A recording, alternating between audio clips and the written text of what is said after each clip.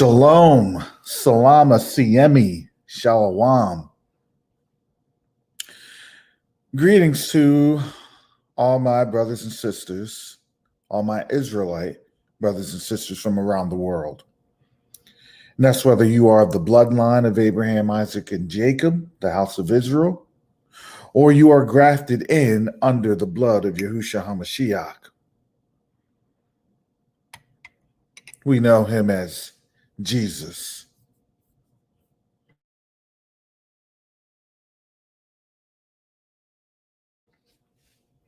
Sorry, family, I got up. Ooh, my allergies are kicking in overtime. So spent a weekend on out and about getting some good fresh air, but the pollen levels and things of that nature, and it's gotten so hot. You know, you could tell that it's going to be a pretty good hurricane season with the weather down here being hotter than normal. I mean, that's really the best way I can say it. So coming off of last week was tough for me because I was going through a lot of things and I didn't want to. The worst thing that you can do in this walk is to discourage people. And for me, really, it's crazy because the discouragement wasn't like it's an impossible situation. Let me just tell you this, family. My situation is really not an impossible situation, but I'm waiting on things that are looking impossible to be straightened out. And so if you had been with me for a while on this channel, you kind of understand a lot of the stuff that I had been going through in this walk, you know, and that's what it's been. It's been a walk. And in certain certain aspects of time, it's kind of been a drag. So let me kind of let me go on in here and give some shout outs. Contending for the Faith, Donna Hall, James Smith, Equinox Walker, Patrice Guerra Driggs, Shalom, Shari Anaya, Ellen F., Riles Talley, Shalom, Stephanie McMillan, Anita Williams, Ezra Gabar, Terrence Jackson, Akeda Salama, Elsie the Prodigal Son, Rio Morgan, Kimbler J., Candace Love, Garthuda Andrews, Yaya S., Lynn James Smith, Watching and Waiting, Ninja Firewolf, Ivy Lamar, Shauna Leonard, Yerk Miel, Melinda 1973, Miss Darial, Soulfully Sowing Seeds, Melinda 1973, Yazaret, Shalom. Let's see here. Get caught up here. Yolanda Howard, Coco G. I think it said Ivy Lamar. Pensy Lola TTHI. Yah bless. Ernest Higgs. B1 Queensland. Yahushua's Handmaid. Yah's Chosen Seed. Deirdre Lowe. Abbott Cole. Vanessa Landis. And I know you all are coming on in here. So had to get some tea. It's tea time. Yeah, Yvette Nagby and 300 Lizzie Shalom. So, you know. So I'm down last week. I'm not gonna lie to y'all. I'm down. I'm trying to pick myself up. And let me tell you, every day I'm speaking to my dad, I'm speaking to my cousin. And let me I think I've kind of explained the context of the Covenant Awakenings channel. Okay. So in the Covenant Awakenings channel, the channel's tenets is that we believe in Yahushua HaMashiach, Jesus Christ, as the Son of the living God of Abraham, Isaac, and Jacob. We follow the same tenets that you would follow if you were in Christianity. However, we believe in this channel, if you're here, that we're Israelites, but being an Israelite doesn't give you salvation. You want to know why? Ask what happened to us in 70 AD and what we're sitting here doing now. We weren't saved. A lot of our family did not get saved. Sisters Knit and more. Malcolm by Israel, Sean, Susan Gibney. And I want to always elaborate that, because in this awakening, you get a lot of noise and distractions on out there, because you have to remember, when the Most High communicates something, gems, shalom, so CME, that becomes it always becomes filtered. And that in that filtration system, there's always either an additive or something's taken away. And see, for the most part, in this filtration system, a lot of us in this awakening, we come from out of the awakening because we get distracted on the mechanics rather than who it was that awakened us. See, I came out of the Pentecostal arena, out of the Assemblies of God non-denominational arena. And my fire for Yahushua HaMashiach, Jesus, is the same as it was when I was in the Assemblies of God. I just know now who I am. And you have to remember, just knowing who you are is a threat to the established order. It's not a threat really to salvation. Because when you're born again and you already understand who you are, that's the complementary work that Paul was even saying about us in Hebrews. How much more would this world be blessed if we knew who we were, but we were able to do what we're supposed to do without our filtration on there?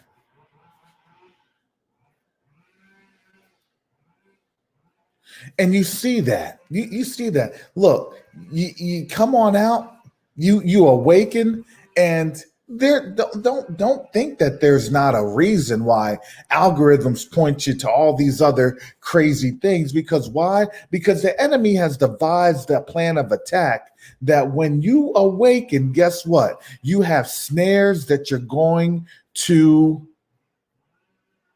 fall into, and that's by design. See, I fell into a snare early, and that snare has been my trip up. You see, so when I do have those periods of being down, Ophies, the Hebrew Chalmers, Sandman J, Shalom.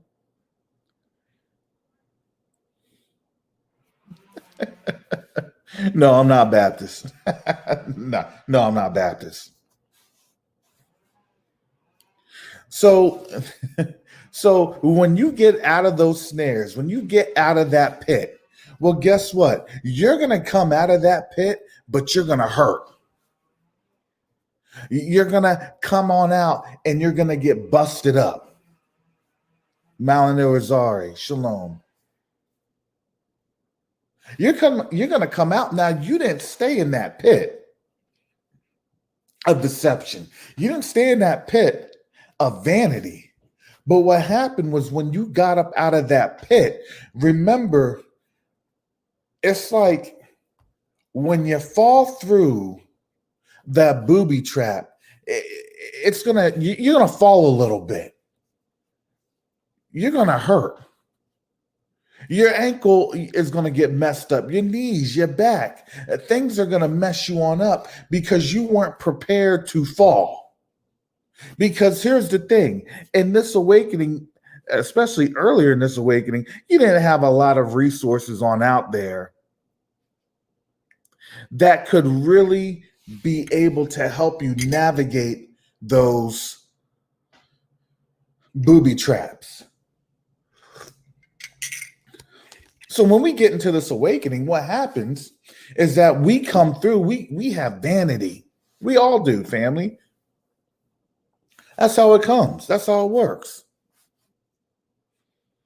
And if you don't believe me, think about how we are with our Jordans.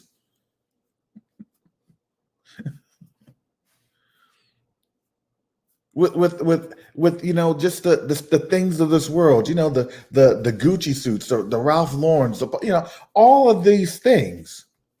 You don't change just because you have awakened. You just kind of understand, oh, well, that's how they manufactured that for us. Because they know what our trigger points were. They knew how we were going to be in this awakening, so they were trying to control the narrative. But you have to understand, see, they didn't understand. The enemy didn't understand. We were going to get tripped up, but we weren't going to stay in the pit forever. Up next, Shalom. No, Garth Yehuda Andrews, I'm not coming at you. I'm coming at me.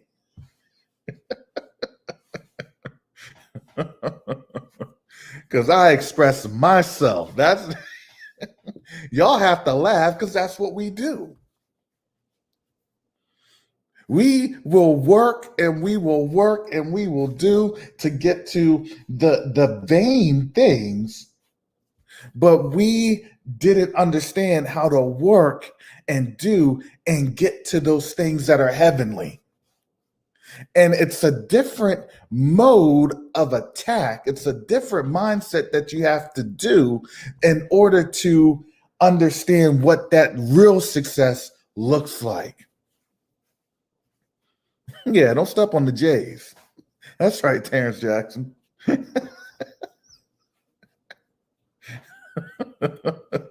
Gotta buff those things out, hang them up to dry, have the blow dryer on out, buff them out again, put the little, what was that? The foot action, little foam. Oh yeah, this is leather. It's gonna keep it real nice. Tommy D. Collins, Shalom. And y'all know, because that's how we grew up. That was literally, we were in the age of that setup because that was the age where vanity could come through in a more mass-produced arena.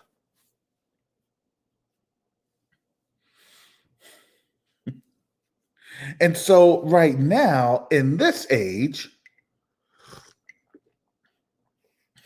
we are understanding that the vanity that we have been exposed to is no longer a fruitful endeavor. It's become now fruitless. Dale J. Shalom.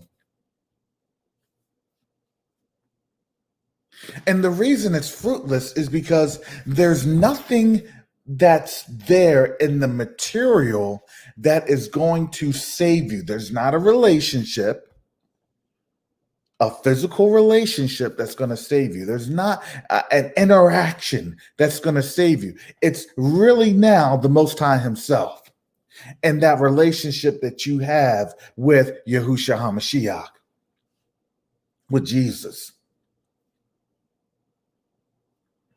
Charles West, Shalom.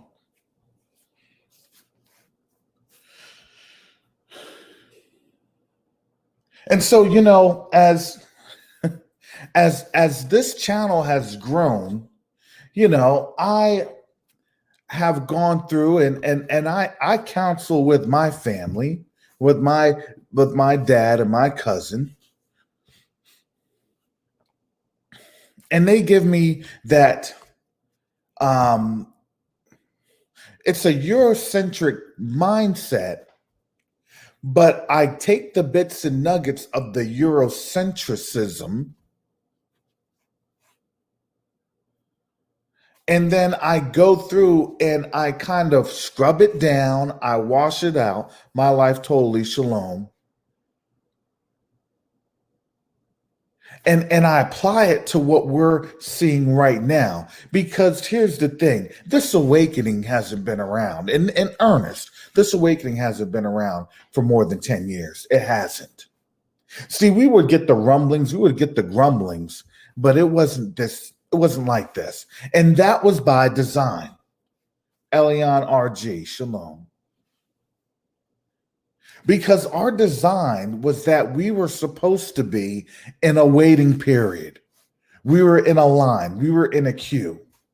Now, we were still safe, relatively speaking, because we were still covered under the blood, just as we are right now. And of Yah, shalom. But the way that we had to be awoken and to wake up is that we had to see the clear and present threat, existential threats.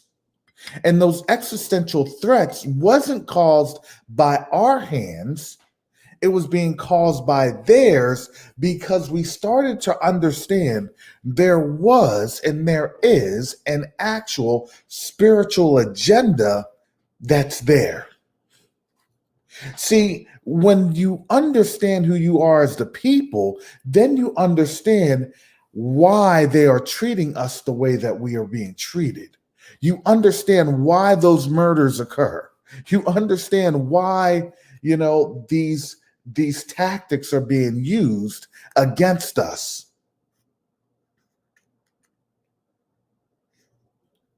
And when you get that understanding, then you have more clarity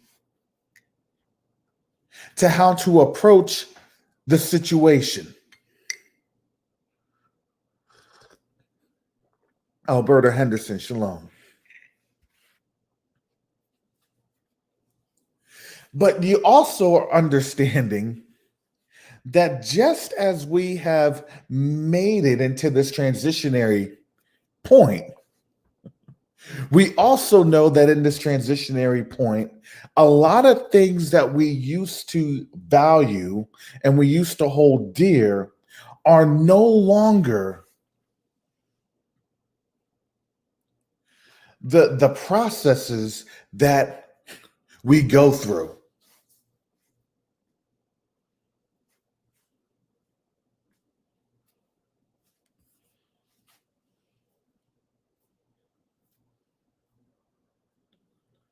Yeah, and that's exactly up next. And Milano, we have a couple of covenants under us.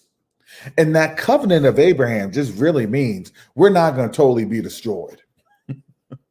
That's what it really is. And the covenant of Christ, of Yahushua Mashiach, that's the covenant of our salvation, of eternal salvation. So we're seeing this. This is literally an Abrahamic covenant that's being fulfilled. Now, even though we're still under Christ, we're now seeing the Abrahamic covenant. Because why? Because Genesis 15, 12 through 15 explains the deal, what the Most High made with Abraham. That thy seed for 400 years would be in servitude in the land that neither him nor his forefathers knew. And those simple things, that simple covenant, that simple chapter or phraseology that came through in Genesis, it's literally expanded upon throughout the Old Testament. And then it gets even further expanded with your prophets, both your major and your minor prophets. And even Christ himself said, look, this is what's going to happen to you, because why? Because you rejected me.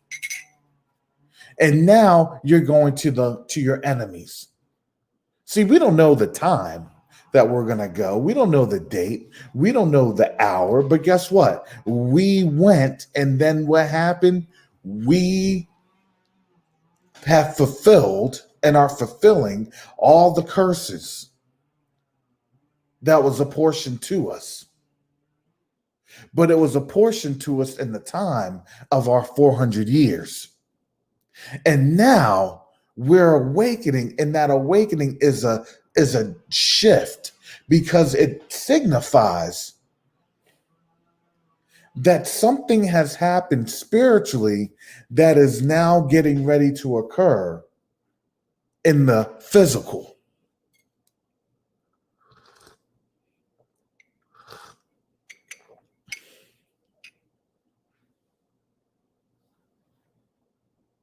Devion Roderick, Sonia Johnson, shalom.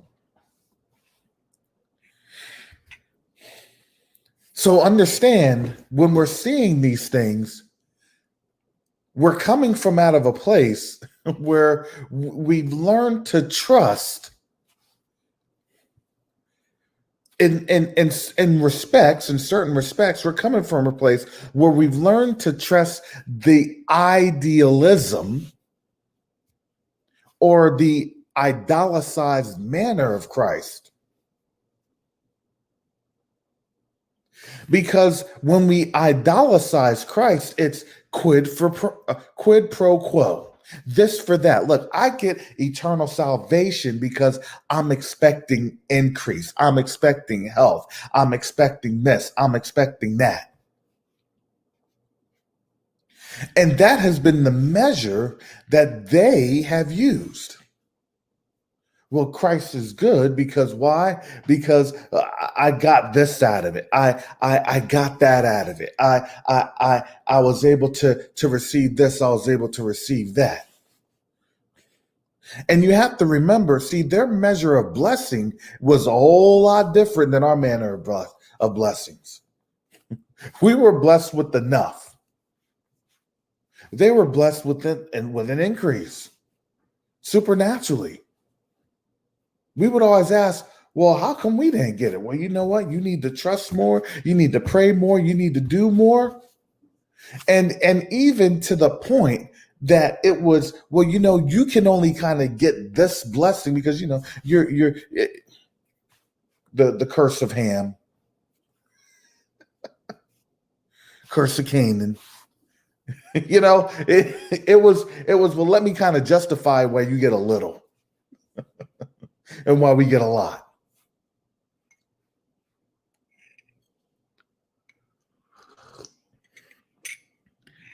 Akeisha Barr, shalom. Dre Lee, shalom. And you had to understand, yeah, that's really what it is. The source of the blessing was there. The source of the blessing was a little bit of a different source.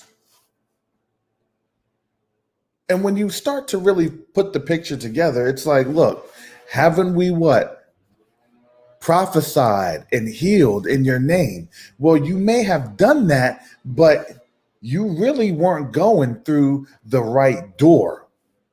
You just had authority, because let me tell you, even Balaam had authority and he was not going through the right door.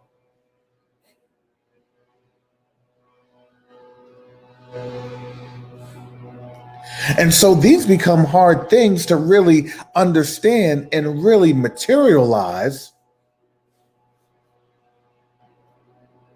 is that we were given to a people that were supposed to have power over us. They were empowered over us for our lesson.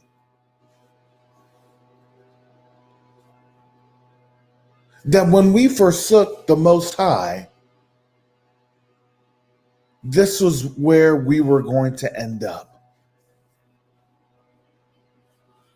But remember, it was never articulated like that because they didn't want us to know who we really were.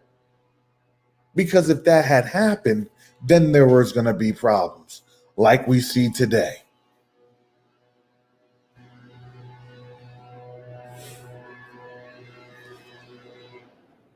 And see what we see today, excuse me, family.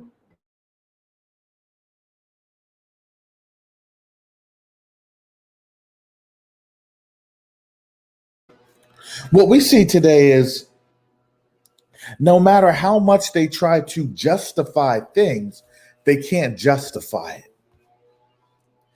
They can't explain it. It used to be explained because remember, we were a captive audience. Things were working in their system. It was working for them for 400 years. So we were looking all crazy because it's like this. Hey, I don't know what your problem is, but look at what we're doing. You need to act like us because if you don't, y'all are just going to be in this pitiful situation.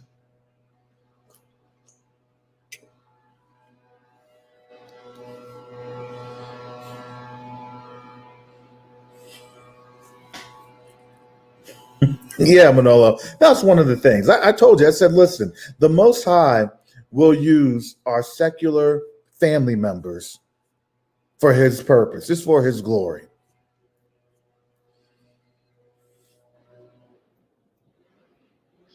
Because what that does is now that creates more questions that only the Most High can deliver.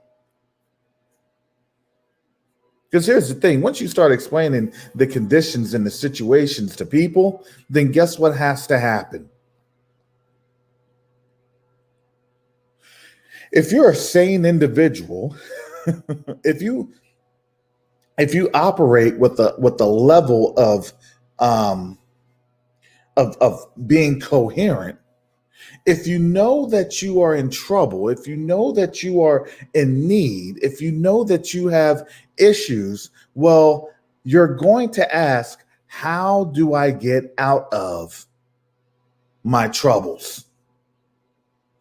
Who do I need to talk to that can resolve my issues?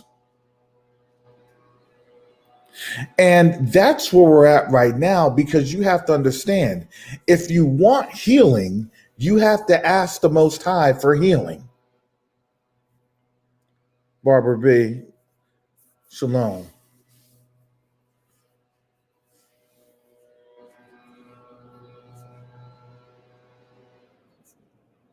See, it's great to understand all the stuff you've been through, but guess what? Now you need to find out, how do we get up on out of here? How do we get healed? How do we get rescued? Because when you start to understand the full nature of what this thing had entailed, when people are trying to figure out, well, what's the purpose of life? What's the purpose of this? What's the purpose of that? You understand they're saying that because their nature is so secular that when you give them the scriptural understanding, they just don't want to comprehend it. So then they go off to their own than where they first started. And you see that right now, family. You've seen that in this situation, in this time. Well, I don't want to do this, or I don't want to do that. So let me delve deeper into craziness. Oh no, sorry about that. That's the landscapers outside. Yeah, so sorry, family. Bad time. Hopefully you don't get the interference. Usually it doesn't, it's not as bad.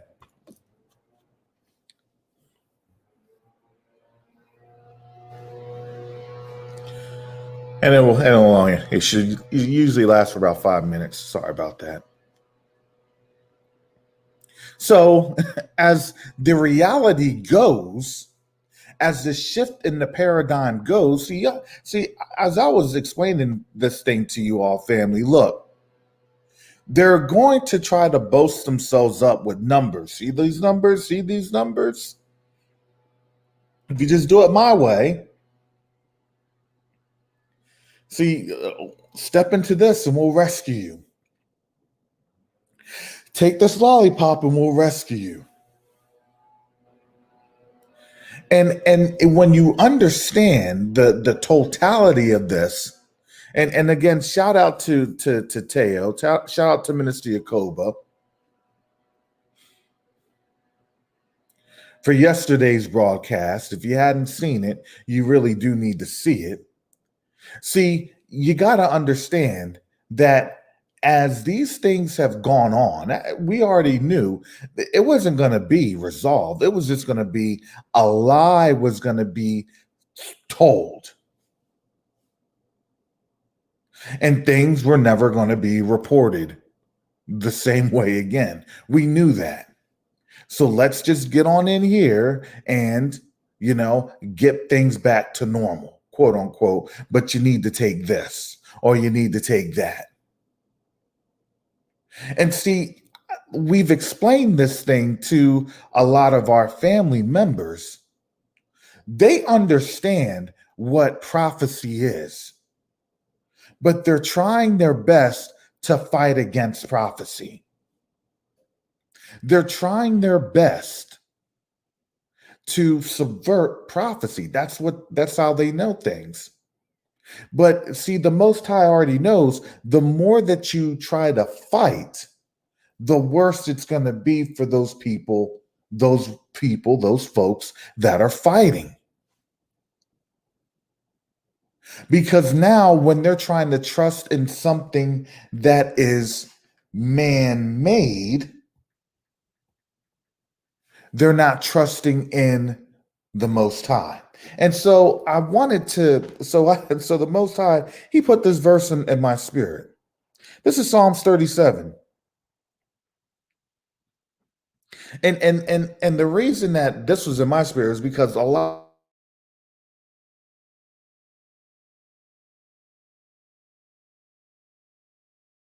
through. So this is Psalms 37, and I'm gonna read from this verse, starting at verse 1. Fret not thyself because of evildoers, neither be thou envious against the workers of iniquity. For they shall soon be cut down like the grass. Funny, Rio, you're talking about the landscapers in the back, and here's and here they are cutting the grass. And wither as the green herb. Divine seed, shalom.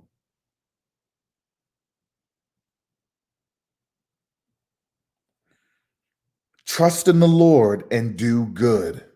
Well, what good? There's a standard of good that the Most High gives us. You do his good. You do his work. You don't do the good of the world, because right now the world is calling good evil and they're calling evil good. So you do the good of his standard.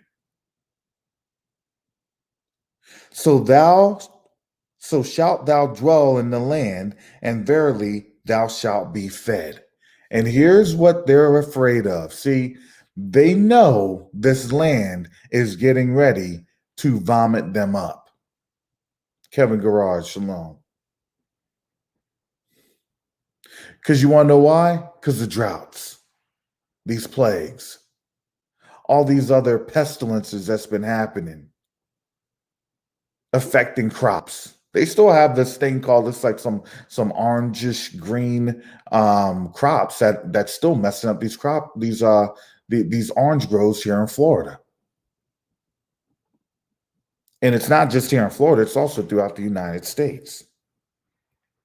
And for a time they had to go through Brazil.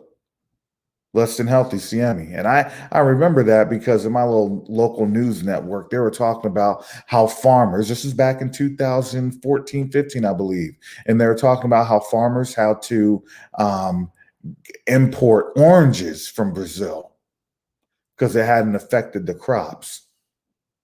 And a lot of the orange juice manufacturers or producers, they were having to go through that. Like in this area, there's Tropicana. That's a almost nationwide, probably worldwide, and they've been doing that for a while. So now think about that. Now you see all the stuff happening with Brazil. Yeah, we're not there yet, but that's one of the things that's coming too. And now with all these shortages and now these raw materials, if you can't be fed if you don't have the equipment to feed yourself or the resources or the food or even the animals. So imagine in these drought conditions, what do you think is affecting? It's affecting those animals. How many of the livestock are going to die off? This is something, family, it's here right now. It's not the talk anymore. It's not the well, it is what it is. Well, we'll see. No, it's here on the doorsteps. See, the Most High was good to allow us a couple of years to get our affairs in order. Faithful sister Yah, Shalom. I think I missed somebody. Juanita Israel, Shalom.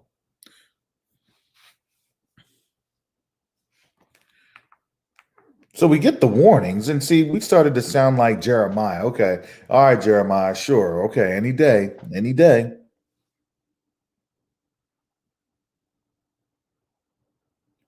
But here's verse 4, 37 and 4, Psalms 37 and 4. Yeah, see, Kimber, everything is going through a shortage. See, the shortage is now here. See, we had plague, fire, famine, or pestilence, now famine. See, once you start to understand, or once resources start to shut down, the next step is war. I'm telling you, it was all going to be in that type of pattern. Excuse me. That pattern was going to be, look, you have this thing worldwide. Worldwide, it's going to affect people. Worldwide, it's going to cause resources to shrink and dwindle. And then guess what? Now countries are going to panic over those resources.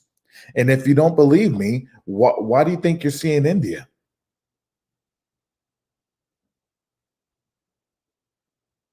We're not sending aid over to India. How many times have you heard in the news? Oh, we're going to be sending some aid over to India. No, we're not, because we can't. All these countries, they're now reluctant. No, no. Hey, we're praying for you. We're praying that the God of this world will help you on out. We're praying that Baal will help you on out. But that's all we can pray. That's all we can do. And you see what he's doing for us. We're in the same boat. We're just glad we're not getting spanked like what you're thinking.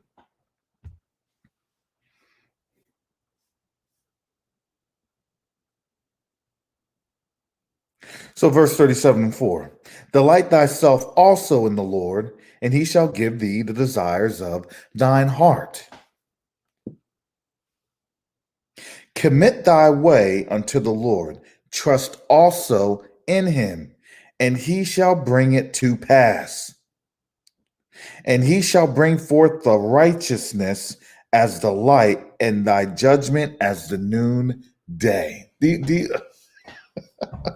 So last week, what were we talking about? We're talking about righteousness, and we're talking about the judgment that the righteousness were going up against.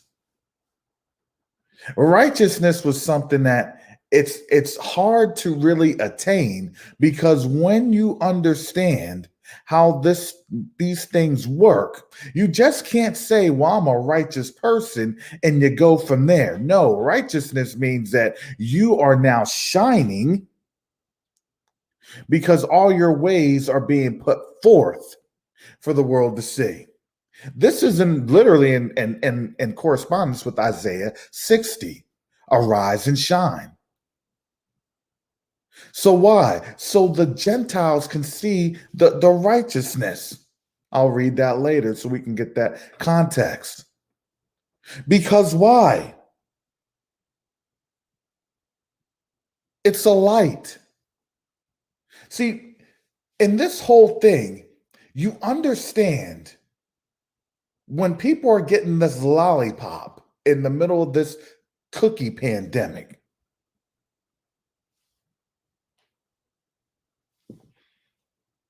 you understand what is the opposite of fear. It's trust.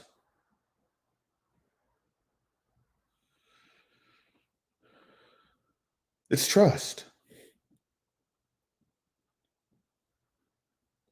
And if you understand that,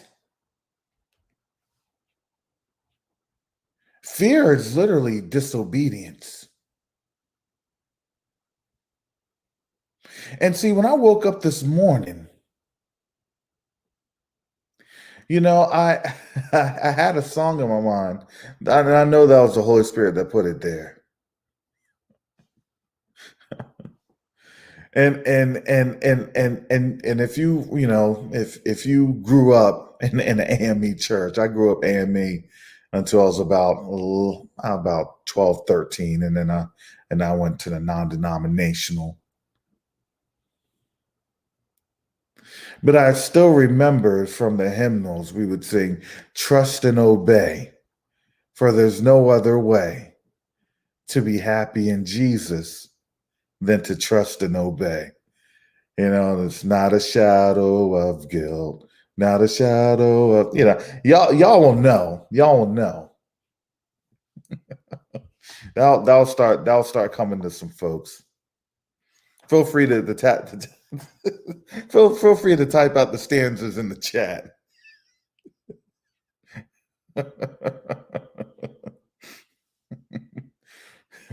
Please turn your hymnals to page 66. Page 66. We're gonna have a selection from the choir. All right. Shake those robes out. What key was I in? Listen, I was in the key of Q. I'm so off key, it's not even funny.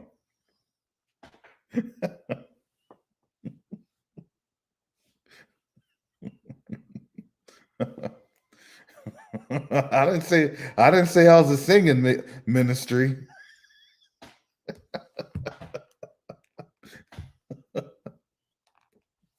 My next guest is gonna be Keith Sweat. Keith Sweat done turned his life around. Oh,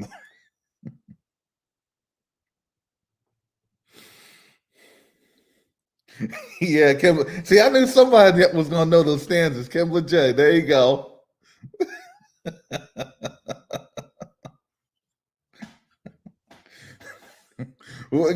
Tell me the hymnal chapters. Tell me that hymnal page number. Oh, that was page 242.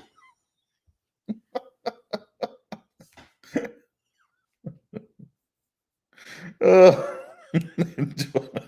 that's right, Kevin Garrard. Joyful Noise Ministry.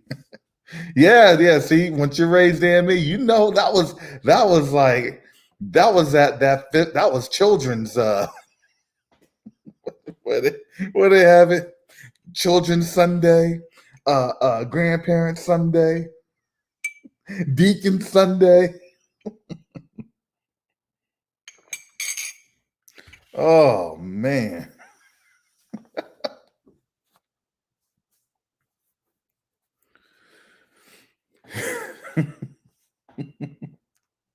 Hallelujah.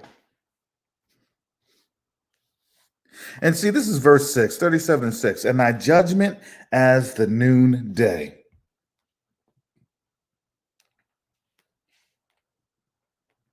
Why would judgment be as the noonday?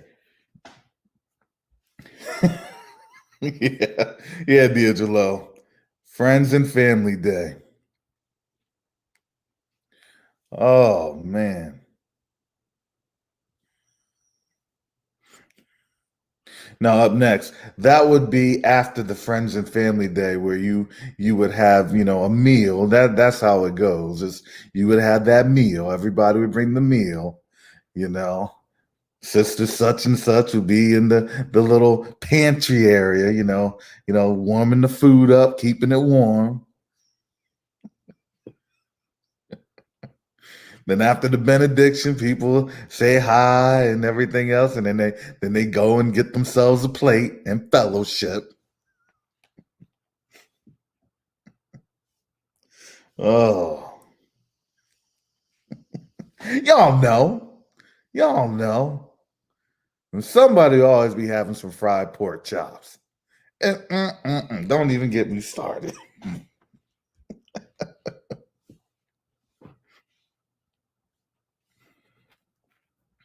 And yeah, Kevin Garrard, that's right. Noonday. Nothing was hidden in noonday. Noonday was that sun was up. Why? Because your shadow is the less visible. What do they say? You can, when you do a sundial, what happens with the sundial? You don't have a shadow at noonday. So you can't hide anything in the dark. But for the righteous, that judgment is a good thing because listen, you may go through judgment, and that judgment may not be how the wicked go through.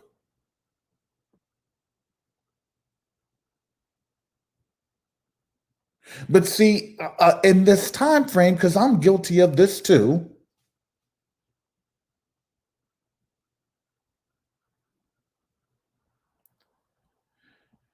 that during this judgment, we want to just be comfortable. And that comfort is going back to things that were familiar. And if you understand how the Most High moves, when he gets his people out of a situation, he doesn't allow them to be comfortable anymore. And this is why, family, if you read the Old Testament, right?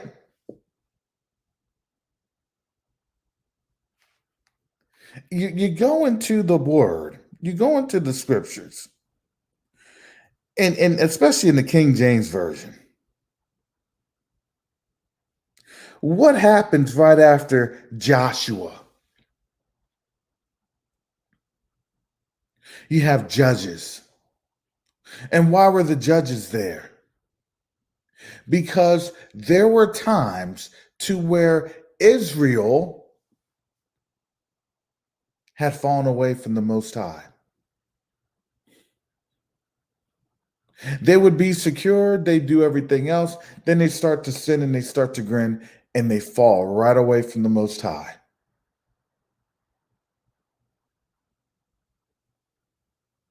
And they fall into sin. And they would fall into sin of their oppressors that were literally in the land. How did you get oppressed in your own land? Well, because I followed after their ways. And then they became the head and I became the tail. With that, if you can read it,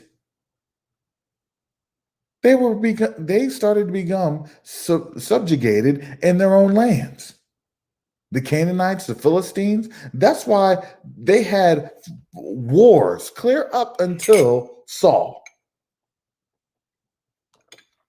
And then David. Because remember, they were like, listen, Samuel, listen, we need to have a king because look, these other nations, they have kings, and that's what keeps them in line.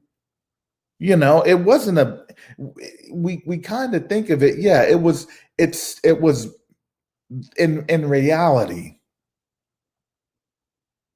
the concept wasn't good because they wanted to trust in a man instead of trusting in the Most High.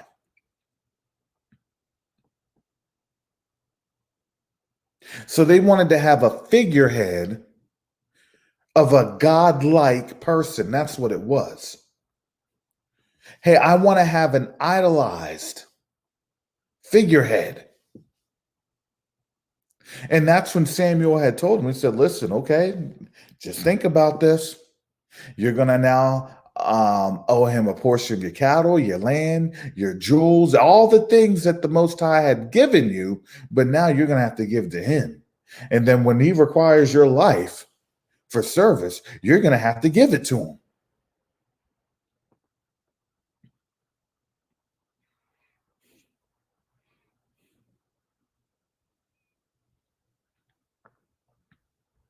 Because remember, when you are fearful, you go into disobedience because you're trying to do everything that you can to alleviate the problem with your own hand instead of by the power of the Most High.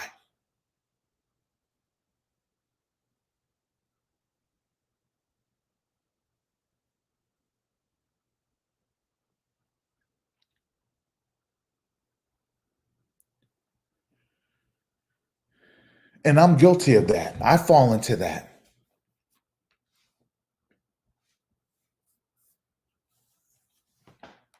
I fall into that struggle. I fall into that temptation.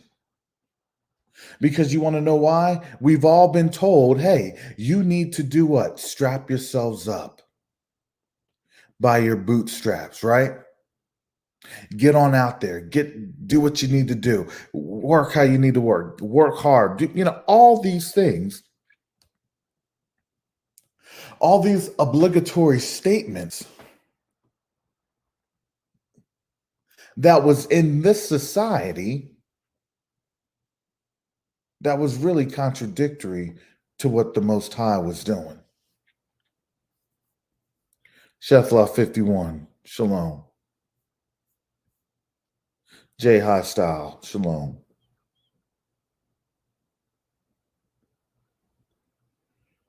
But when you read the word, we understand that, listen, all of our paths, if they're crooked, they're going to be made straight. Because what we have to do, put our trust in him. How do we put our trust in him? Giving him praise. We praise him even when we don't feel like praising him, because we're praising him not for the current situation. We're praising him for what he is releasing. What he is releasing. Because in this time frame, family, the enemy has everything firmly in their hands. Because for us, we can't release anything from the strong man. That's what the Most High said. How are you going to release things from the strong man? How are you going to overcome them? You can't.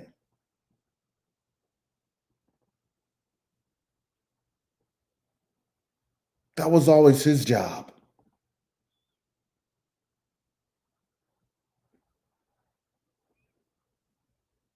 And so I'm going to tell you this, Sam. Last week I was very upset.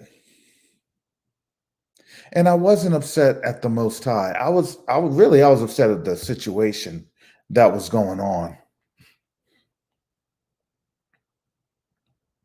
Because, a lot of things were moving, a lot of things were going, a lot of things like you get on that race.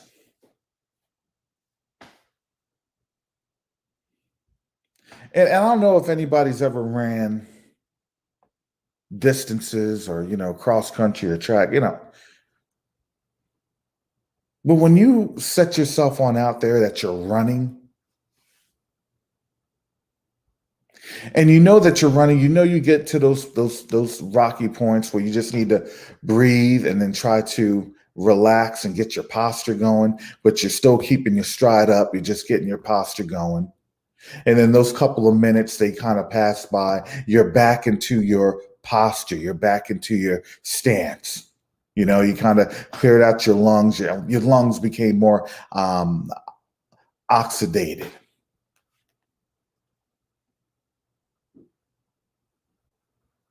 because you relaxed your body for the work that your body is producing.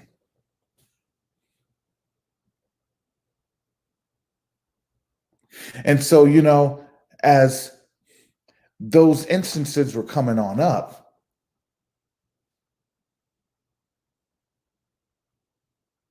spiritually, I could see the finish line. And what do we usually do, especially if you're running, you see the finish line? Oh, let me speed this thing up. And it's like finish line is still about a mile away. Oh, but you know what? I see it. It's in my sights. It's in my sights. Let me just put my stride just a little bit more. It's in my sights. And see, the thing is, I had to remember it's not what I see, it's what the Most High sees. Because He's the one that's still carrying me in this race,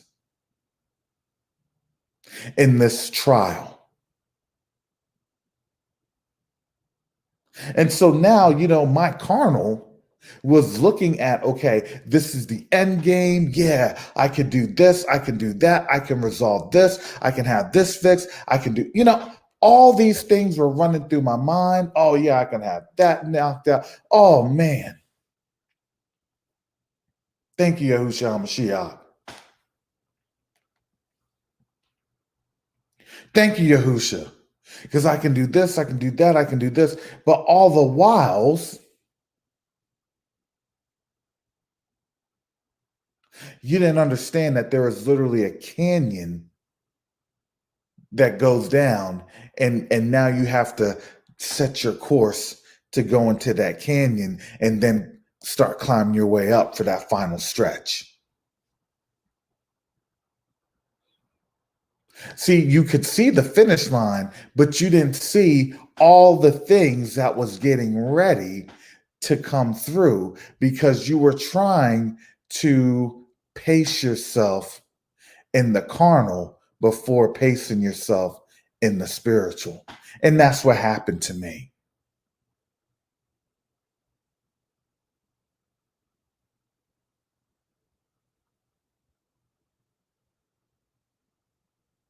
And so, my breathing got out of whack.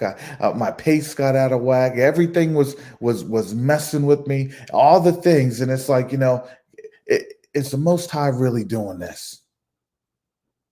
And it's like, well, I can see the finish line. And it's like, well, is the Most High really doing this? Because look what you have to go through. Look at this thing. It looks almost impossible.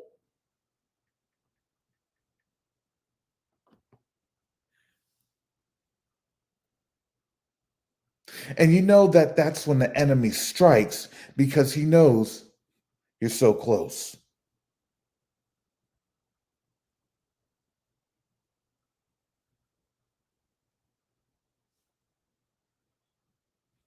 And so I could tell, I'm like, oh, the end is right here. I said, this is going to happen. I said, that's going to happen. I said, I just need this for the turnaround. I said, Father, you're so good, because I saw all the things starting to come to place, and I started seeing myself finished before the work was still needed to be done. Leader for Christ, shalom.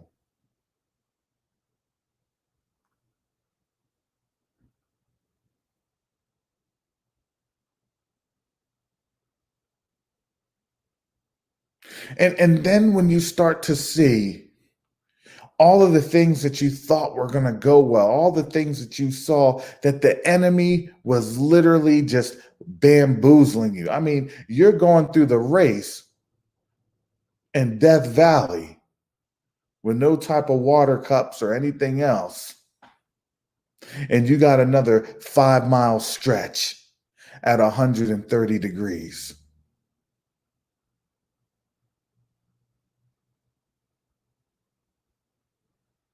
And you feel the heat each and every step that you take.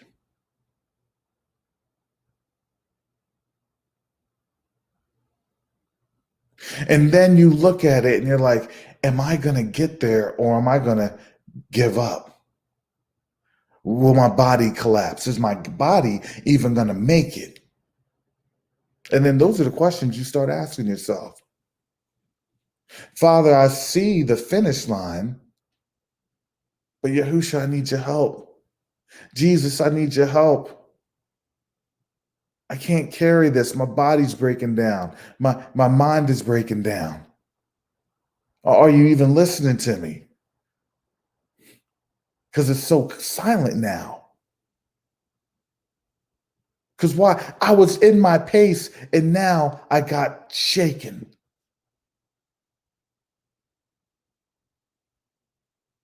So I need you, Father, to really listen and to really respond.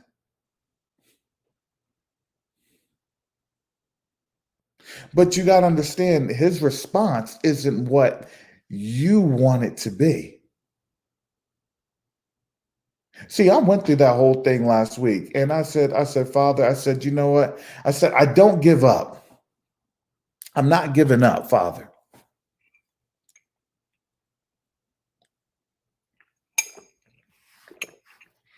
I said, I'm not giving up, Father. I said, but what I'm going to do, I said, I'm not going to think about the end. I'm not going to think about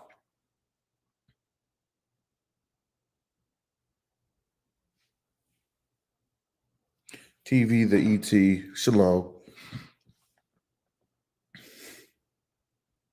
And notice hostility amongst non-Israelites. Yeah, that's coming. No, you're seeing it. And so I said, I literally I said this last week. I said, Father, I need you to carry me.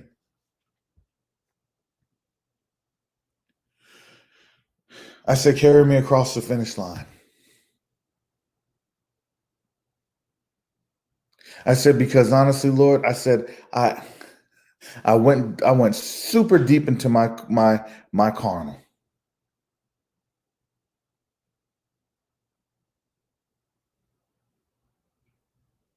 I said, because Father, I kept thinking about all the things after the blessing.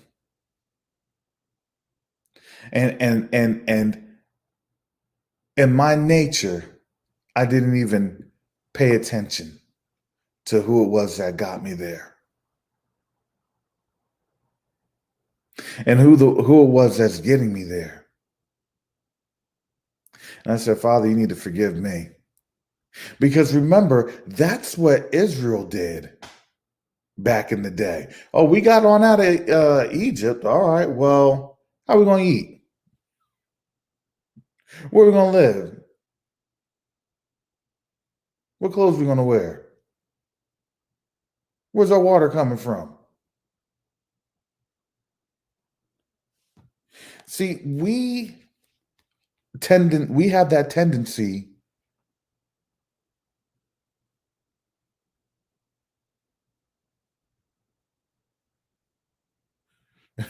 I'm so praying because we always have to pray, Sean. Trust me. Chef Love, thank you for the gift. Hallelujah. No, we always have to pray. But I know, I know what you're saying. And that's their mindset. That's their mindset. That's literally their mindset. Well, I don't think I really need to pray. Science got me out of this.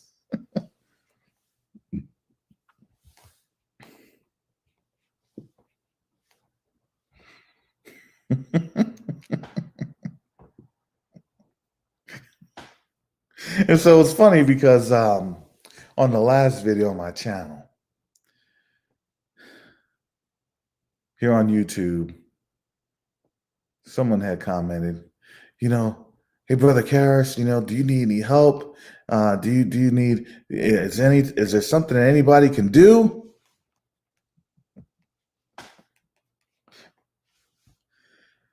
And I said, no. I said, no, I appreciate your support. I said, but I don't, there's no one that can help me. Lila Yant Holly. Shalom. And I had to understand, I said, there's no one that can help me because my help has to come from him and him alone.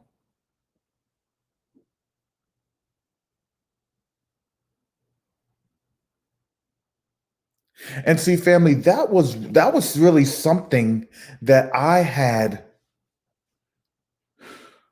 struggled with. Because a lot of this, even on Friday, I was like, okay, Father. I said, I know this is a pure spiritual. This is so spiritual. It's not even funny. Because you have to understand, see, the enemy knows when the enemy's time is up. I tell you, family, my little bit of my life is just a microcosm. I said, if I could dissect my life, then I know exactly how this awakening is going. Because why? You see the fulfillment on the back end. You know it's coming. You see it. It's been revealed. Now that it's been revealed, now they're literally trying to steal it from you by saying, well, you need to do this, you need to do that. Because there's now a supernatural authentication that needs to be done in order for you to receive your inheritance. I laugh because I started to understand God is mirroring this. Because why? Because I can't get to my loved ones because my loved ones see that I'm tied into this, but they can't see what's happening until the Most High reveals that. But the Most High sees and understands that we can see what that is. We understand what that is. We understand the implications. We don't explicitly know what is there and how powerful that is, but we understand that there is something there because now when you understood that it's there and they don't want to give it up, then it went from the deception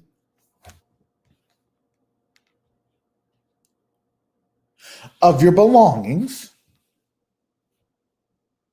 to now it became uncovered and now it's just outright theft.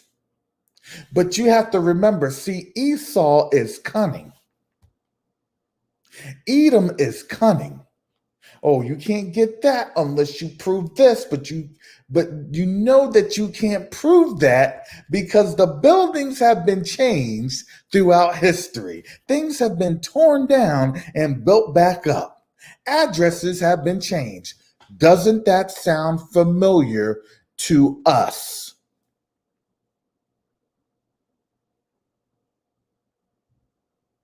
Well, my family was there, but I know we no longer lived there because that was a generation away from me. That was in my father's generation. That was in my grandfather's generation. But the treasure was always there. And you know it belongs because we validated everything else. But now you just need an address, and you know that you can manipulate addresses because this is your kingdom.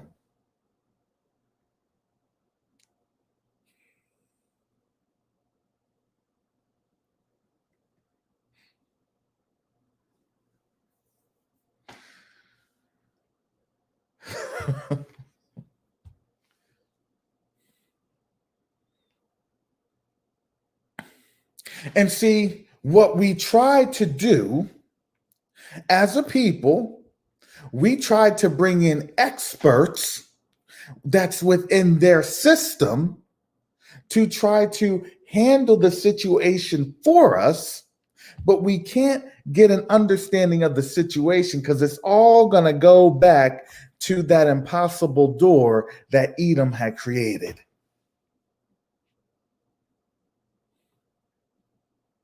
Let me get my expert. Let me get my lawyer. Let me get whomever that I believe I can hire to do what? To get me out of this impossible situation. Don't we do this all the time right now, family? The trial I am going through is literally the microcosm of what we're going through as a people.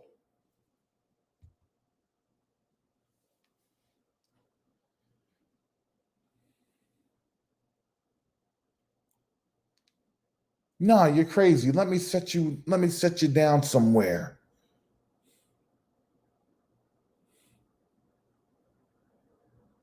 Well, you didn't want to follow my ways. That's the ways of my people.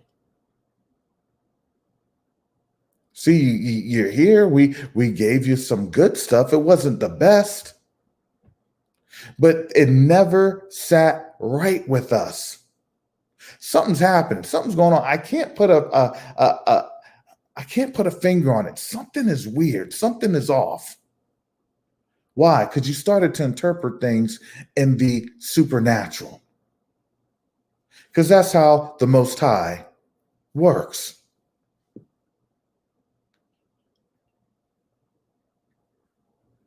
So as we're all together and we started to separate ourselves in the supernatural, they literally said, "Get away from us. We don't want you here." But you have to understand what they literally did was right before judgment, they wanted to separate us and get us away by calling us crazy and everything else, because then judgment came on them. And they literally ran to the wickedness that they thought was righteousness, because they called good evil and evil good. So when we separated and we told them, no, you're following a way that's going to lead to destruction. No, we're not. No, we're not. No, we're good. There's no shortages. There's no this. There's no that. No, there is. It's coming. Yeah. No, because nobody's saying it. Yeah, that's weird. You sound crazy. Family, that is my microcosm.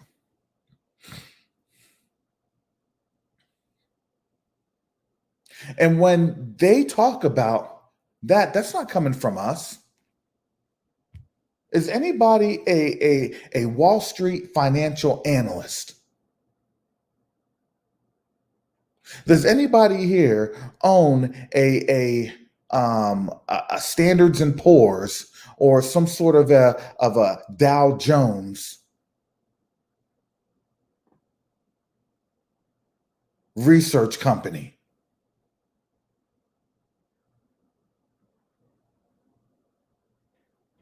Do black folks control Moody's or Morningstar? No. So when these stories are showing in Wall Street Journal, on Yahoo Finance, because we were telling them the direction that they're going, but in the end, they just wanted to go into the same and same old direction.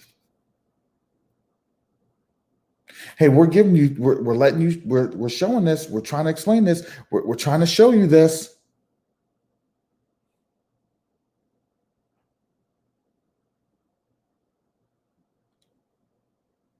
Why'd you stock up on food, corn, and food, canned food and water? Why'd you stock up on that? That sounds crazy.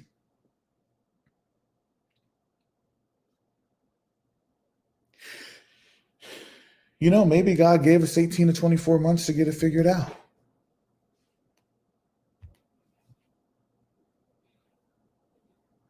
Maybe God was giving us time. Because by the time you all figured it on out, it was going to be way too late and there wasn't going to be the substance required.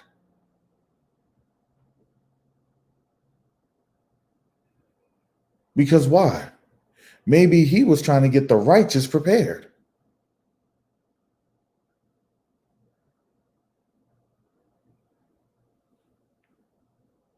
Because what? Because what do the wicked say? The wicked say in their heart that there is no God. So when you try to give them a warning, they don't care. They don't heed the warnings. But what are they always the first ones to do? Save me, help me. Why didn't you save me? Why didn't you help me? We did. We were telling you all to prepare. We were telling you all to get ready. We were telling you all what was coming down the road. Well, you were just using the Bible and nobody was going to believe that. Well, I'm sorry.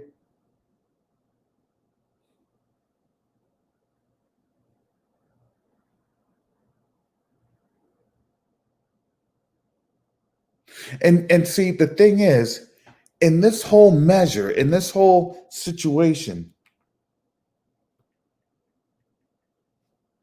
was done because there was a lack of trust from them.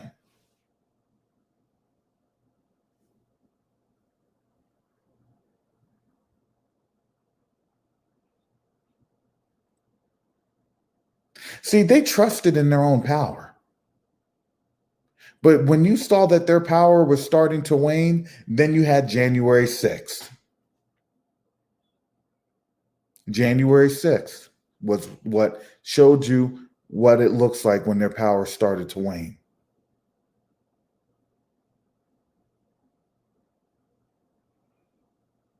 And you're seeing all of the gyrations. Well, no, we're not racist. We're not this, we're not that. No, well, remember, actions always speak louder than words. I don't care what you want to call yourself. And remember, they've lost that narrative. I told you all that. We already knew the game plan. They're going to send on out their talking points, just like what they did 2 weeks ago with Candace Owens. Send in who? Send in their folks. They play on both sides. Because why? Because it's a system.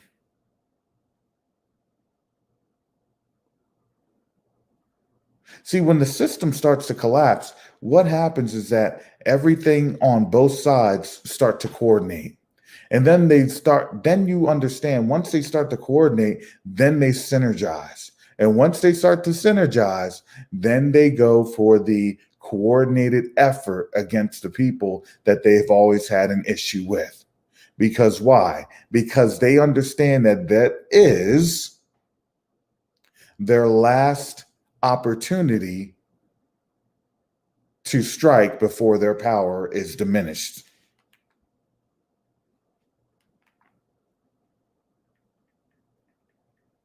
If you don't believe me, Soviet Union, perfect example.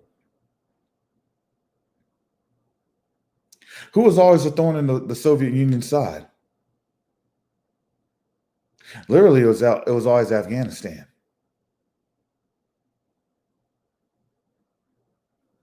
Because Afghanistan never fully committed to the Soviet Union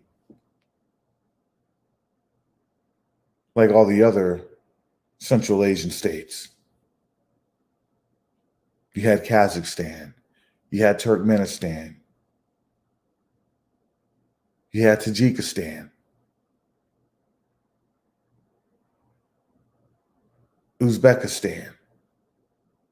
Those countries, they went through, but then Afghanistan, it was always a side. It was always a thorn because they never wanted to have that rulership.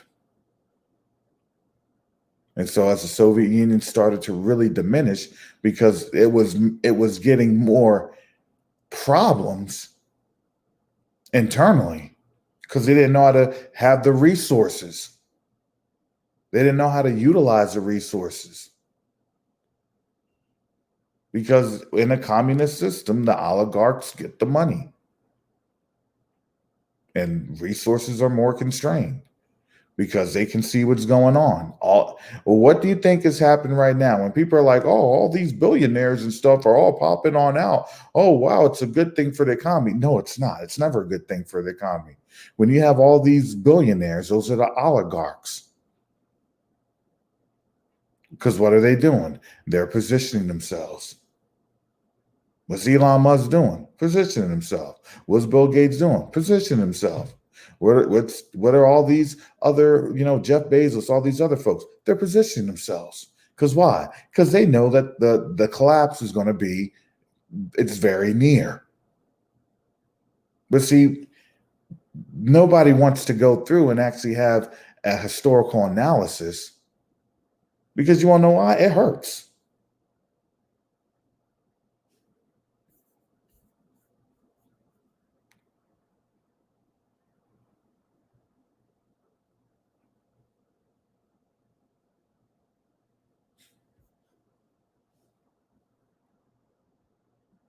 So this is where we're seeing, family. If you don't know how things look like, then you'll never see where things are going.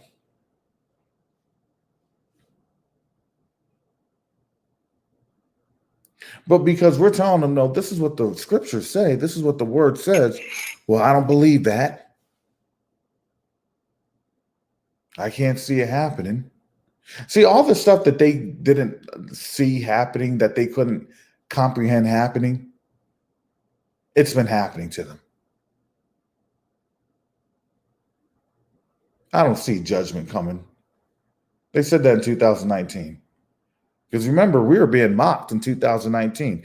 After 400 years, judgment's going to hit this land. Yeah, no, it's never going to happen. Not going to happen. No, yeah, right. You all are crazy. Judgment's going to hit this land. We're telling you. You made the decree. You did it on your own accord. That was y'all that put HR 1242. Pharaoh made that decree. Yeah, well, it happened, but see, nothing happened. See, that's what they're trying to do. Remember, if you thought about that, what they did earlier, they pushed that on out there in December of 2018, thinking that they were going to be slick, because they're like, well, it's FY19, it's fiscal year 19. See, and we haven't had anything. See, it's 400 years, so technically, do you all remember that? They all were trying to be slick. Well, it's been 400 years, so, now see, look, nothing, haha. We did it. We beat the Most High.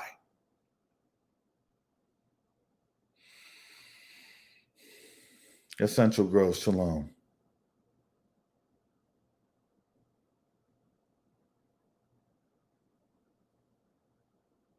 Man, they were so confident. Remember that? And they're like holding their breath in 2019. In 2019, they were so confident. Oh, yeah. Oh, thank God. All right, so we'll entertain this reparations nonsense. Remember that they had the little uh, uh, congressional investigation.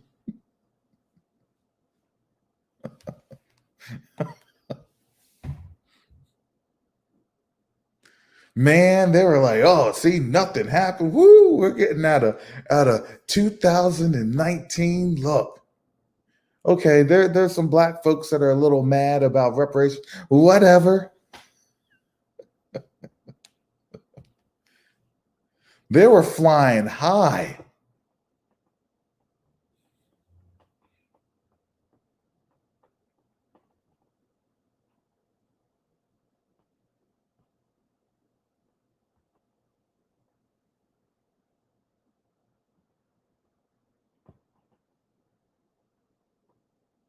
No, they can't afford reparations.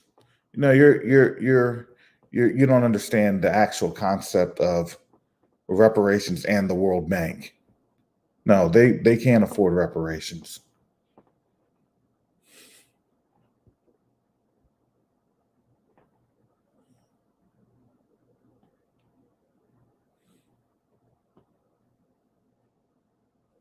And you know, and that was the thing that had already made it. It started to reverberate in society because it's like, look, we can't get out of these shootings because we don't have any type of financial support. And when we've done financial support, then guess what? When we were able to pull ourselves up by the bootstraps, then guess what happened? Then we would have our communities torched.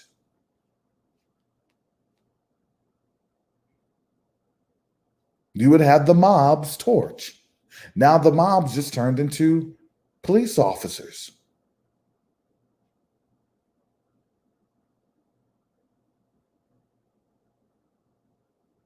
And see, when that was being said, and they're like, it's not, it's no systemic racism. Remember 2019, they're like, no systemic racism, none of that stuff. No, doesn't happen here. You know, they were saying all that. Man, if you don't believe me, look at the Fox News archives. And you check out the archives from December 2019 to February, because March is when it fell off the rails. I would say February like 20th.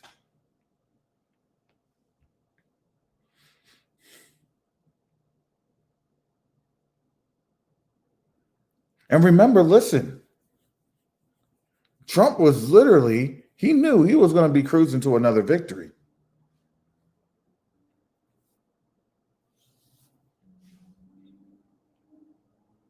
Trump was cruising to another victory.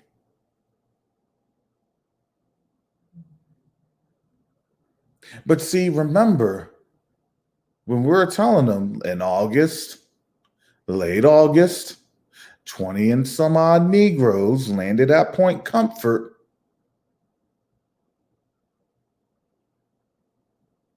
Near Hampton, Virginia.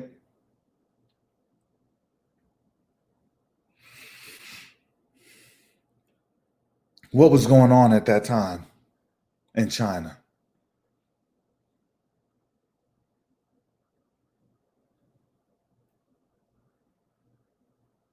So you got to remember this, family. It became, listen, China has over a billion people. So you can kind of hide things with a larger population size.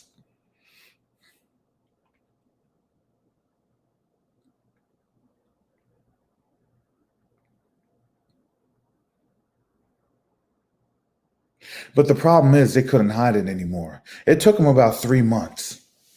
And then in about late October, early November, they couldn't hide it anymore. So literally for 60 days, they were trying their best. And then the world got wind because that province was very big in terms of production.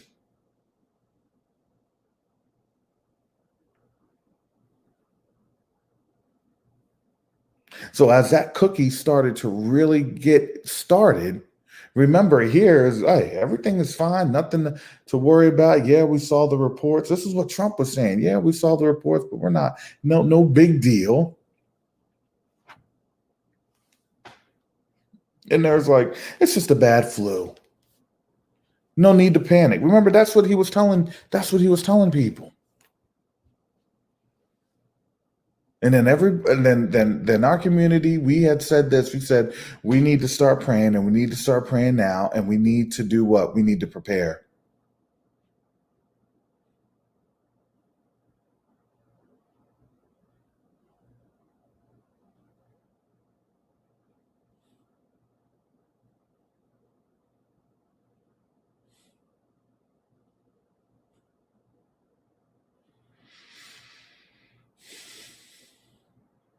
Yeah, I saw that too. They Verizon just got rid of Yahoo and AOL.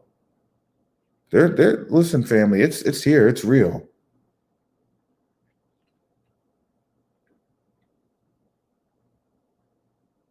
Because honestly, at that time, Trump was literally cruising. He was cruising towards the finish line. Remember, he was like, well, I'm gonna create my own little independent panel. I'm gonna do this. I'm gonna do that. For reparations, because he was really trying. He was really trying to go in to get that black vote.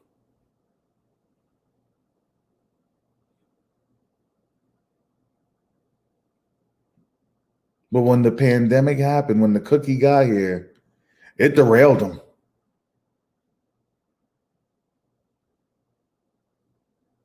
And here's the thing, we never fully recovered from that.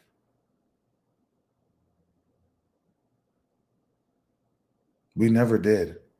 And really, about a year later, and I said that, I said it's going to probably take about another year to 2 years to fully understand the effects of everything, because you don't understand that the government is pumping out money. Why do you think they're having all these couple trillion? Why do you need 4.9 trillion? Because 4.9 trillion, that's what you need to put into the stock market. In the stock market, the money's not flowing out, it's just flowing in. Like I had said, you got to keep the Ponzi going. And the Ponzi's the bubble. If you all don't understand the actual jargon that they're speaking, that Ponzi's the bubble. Sorry, family.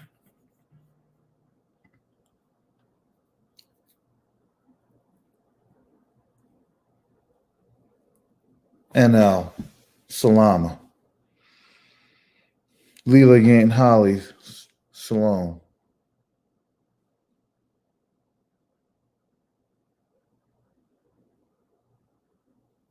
Yeah, and we know that. We know that. That's how this thing has been. So see, all these businesses, they lost on out. They've either consolidated, they went bankrupt. All these things. Yeah, early retirement. That's what's happening. So now that's why you had to play on the rescuing of the 401k. Because remember, the moment that their people start hurting, oh, that's the problem. That's why you already knew it. Oh, their people are going to get hired first. We knew that. Their people are going to get the PPP loans. We knew that. Now they're trying to come out in Wall Street Journal, and Yahoo Finance again too. Oh well, it was some racial disparities with the triple P, the PPP. Of course, we weren't lying. We knew how this thing goes, because you want to know why? We saw it in yesteryear. You thought that format was going to change? Yared Agaman, Shalom. We knew that format wasn't going to change. We knew exactly what it was going to look like.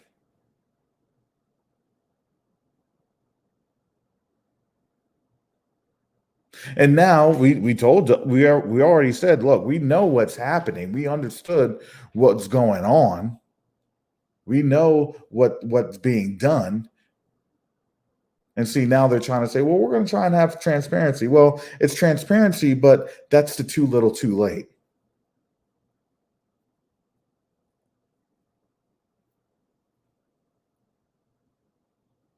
Because when you bust a bubble and you take away somebody's money, especially for them, when you take away their money, what do you think they do? Oh, trust me, January 6th, nothing. That's nothing.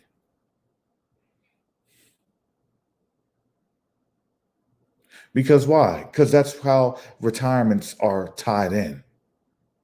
You have a baby boomer population. And with the baby boomer population, this point in time, this population per capita, this is the most amount of people that are living with their parents, grandparents, parents, extended family members that are older, that were more financially secure. And so you take that away, oh man.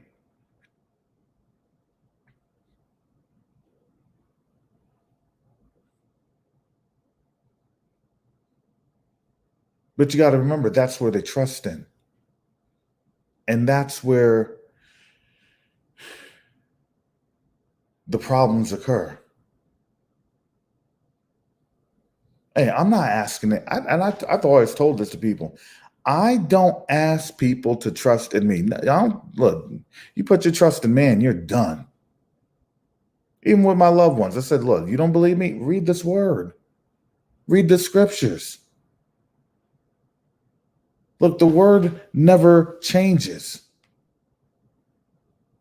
But what we tried to do, we tried to manipulate it. And guess what it did? It came back to haunt the wicked. Now, the righteous are secure, but the wicked, oh man, they're scrambling. Do you not think that they see India? Do you not think that they see Brazil? Do you not think that they see these places? Yeah. Because in my opinion, I think that's what the Most High does. He allows them. He allows them to see these things before they come. Because why? He's trying to have them to have what? A failing heart. Okay, you want to trust in your eyes? I'm going to believe it. I'm going to put it right in front of your very eyes. Oh no, we got this, we're good. We got this, we're great. That's what I told you, family. I said, listen, give it by mid-June. Because that's what we did the last time. We had that the last time. It was 90 days. It was literally 90 days when they first were saying stuff in December. December of 2019.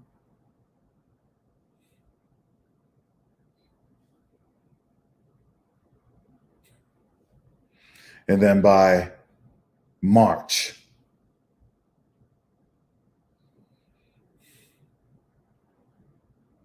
So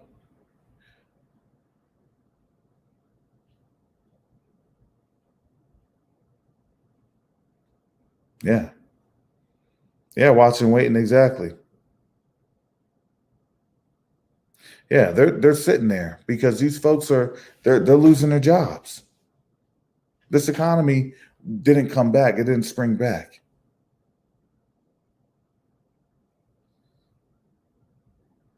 But we already know. You got to remember, that's how the Soviet Union was.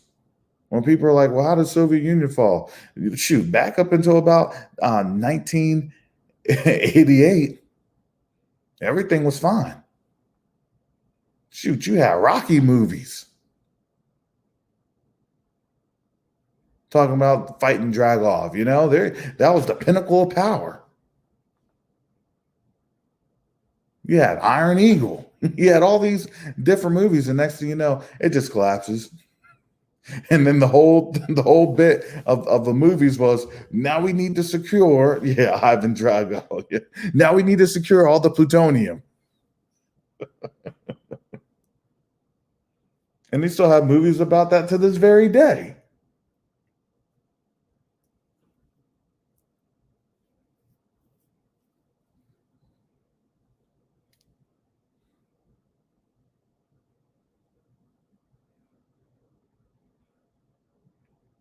Because nobody's going to tell you or warn you when it goes down.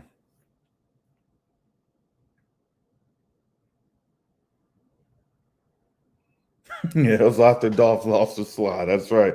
Garcia, who the Andrews. Yeah, they're cranking it up.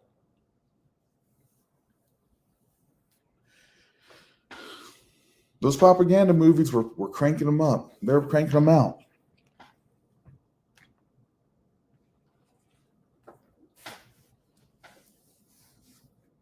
But that's where we're at, family. And this is why we have to be even more mindful of how we put our trust. See, it's harder for us to trust, and this is why I had on the little picture, I had the dog in the cage, and because when I was in Arizona for a few months, I used to volunteer at a animal shelter.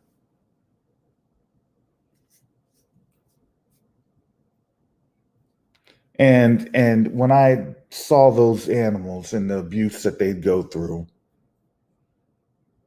they didn't know how to talk to you. I have a couple dogs, and you could tell, when a dog is confident, they're around you. They love you, and you treat them right, so they treat you right. How they respond, how they, being in that shelter, you saw how the animal just lost the trust.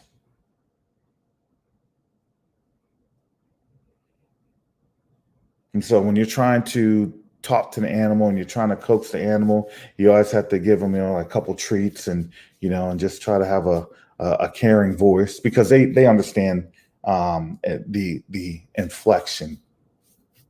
They can sense if you truly care for them. They actually can sense that if you actually like them or not.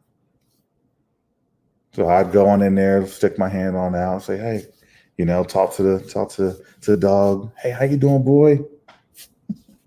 Good boy, good boy. Gonna go for a walk. And they'll know the cue words of walk and out, and they'll get that, and their tails won't be shaking. They just kind of look and they see what you're gonna do. They look at you for like a good 5 minutes.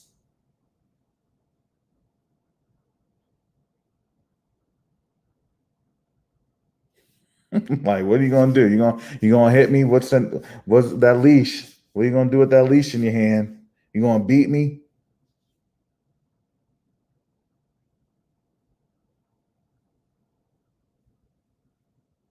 And see, as a people, that's what we are. That's what we do. Because even the scriptures say at this time frame, during judgment, in this time frame, the Most High is fighting for us. He's working things out for us. He's moving for us. But when we don't see that happening the way that we want it to happen, then what we do, we naturally get defensive. We say to ourselves, oh, he's not doing it. He's not working. He put me up to here to see it, to almost taste it, and now I'm just going to get dropped.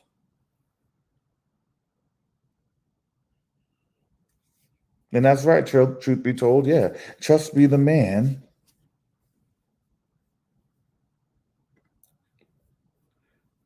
Cursed be the man that trusts, and cursed be that man that trusts in man and makes flesh his arm, and whose heart departs from Yahuwah. Yeah, that's right. That's it. And we've been stating that a couple of times in Jeremiah 17:5. But they're on to Jeremiah 16:19. Look, their lives have profited them nothing. They're getting ready to see that. You understand that, right, family? There's literally a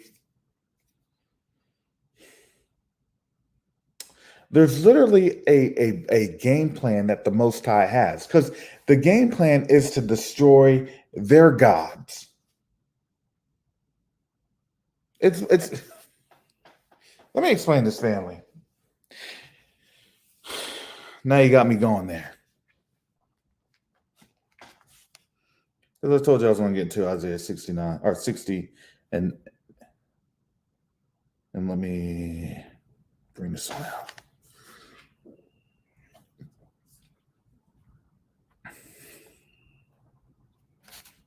There is always a game plan when the Most High delivers his people. He doesn't deliver us. Okay. This is gonna hurt a lot of people's feelings, especially Black folks' feelings, because especially camp members' feelings. That think, oh, it's the Most High is all about us, is all for us, and it's all this and it's all that. Yeah, you know where I'm going with this, Dre. So this is Isaiah 60 and verse 1. Arise, shine, for thy light is come. Why is thy light come? Because judgment's in the midday, right? Righteousness is being shown. That's Psalms 37. And the glory of the Lord is risen upon thee. For behold, the darkness shall cover the earth. That's what we're seeing right now. They're not trying to repent. They're just trying to do everything they can. They're literally saying, give us the lollipops. And gross darkness the people. But the Lord shall arise upon thee, and his glory shall be seen upon thee. And the Gentiles shall come to thy light, and kings to the brightness of thy rising.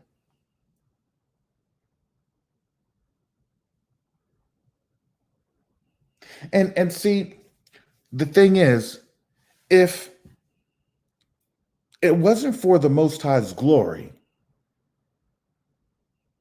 who's the Most High trying to be glorified by? We already know what the Most High can do because we're a peculiar people. We know that. We look at the skepticism. It's the skepticism. No, I'm not trusting in what you have to say. I trust in him. Because why? If it's going to be, it's going to be, and it's going to be by him. You can have as much plans as you want. Remember, they're going to have all these plans, all this plans, this and that, all this other craziness.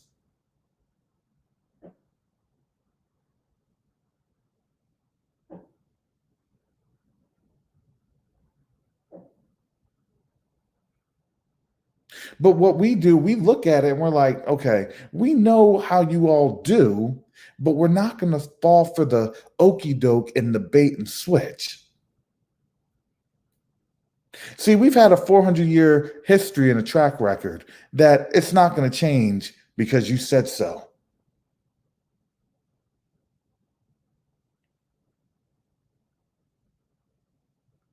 See, so when they're doing this, remember, we're here because we get to be the benefactors as being his people, but the glory comes to him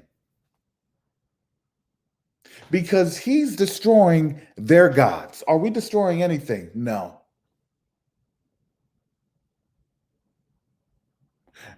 Are we destroying this economy? Nope. Are we causing shortages? Nope. Are we causing disruptions in the supply chain? Not at all. As a matter of fact, our people are the ones that try the hardest to keep things going. Our people do.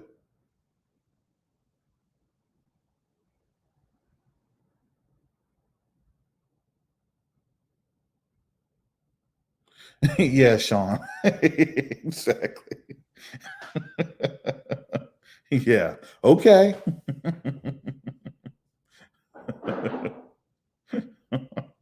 If you say so.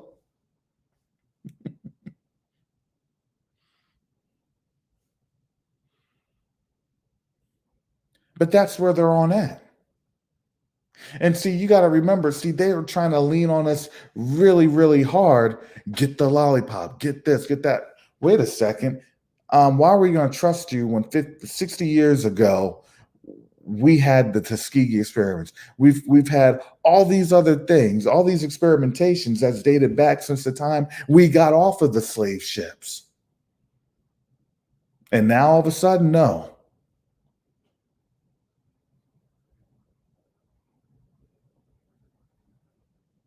But see, the Most High is letting them get set up.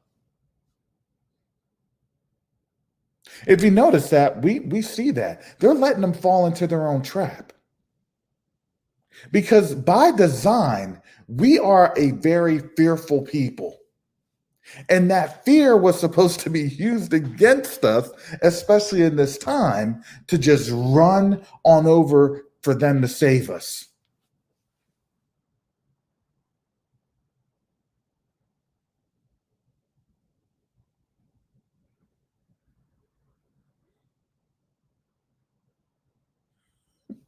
Yeah, Divine, see, they say some crazy stuff. They say some crazy things, and you know exactly what it is that they're trying to do. It's all a deflection game. So let me actually put that on out there, family. So you really understand that they literally thought that for us, oh, we're a scary, scary people. Oh, you see that? They're just going to line on up. They're going to do this. They're going to do that, and they literally were trying this whole campaign of getting a lollipop, and we just said no, no. But we already knew a third of us were going to take it because that's what the Bible has said. That's what the scriptures had said. Oh, 31%. Yeah, okay, I can believe that.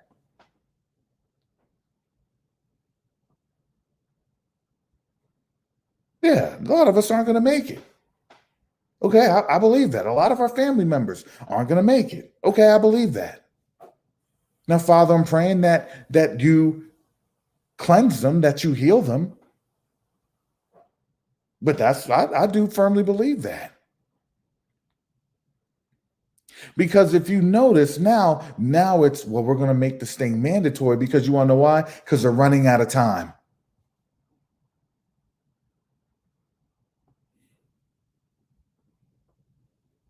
And I don't think that they're running out of time because we're getting ready to get on out. I don't believe that.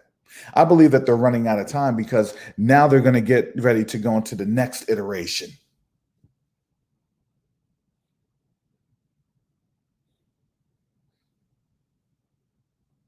You see, yeah, you know what I'm saying? What watching and waiting? Yeah, they're running out of time because they got to get into the next iteration. But now we have this and now we have that.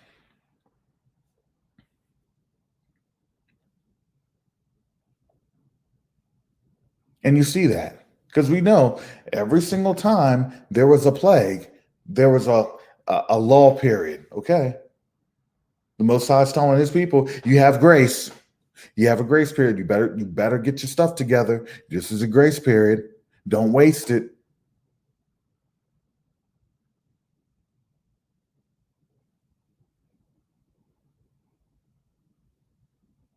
And we know that, family. This is why we say, look, let them do what they're going to do because we know exactly how this thing happens. This thing was always a phased shutdown. It was always a phased shutdown. Okay, you're going to take first the health.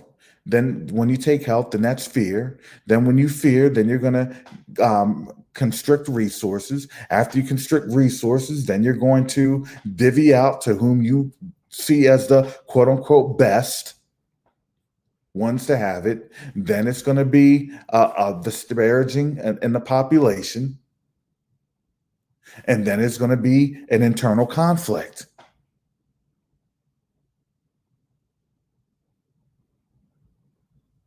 And then that's how you're going to start seeing all these things start to roll.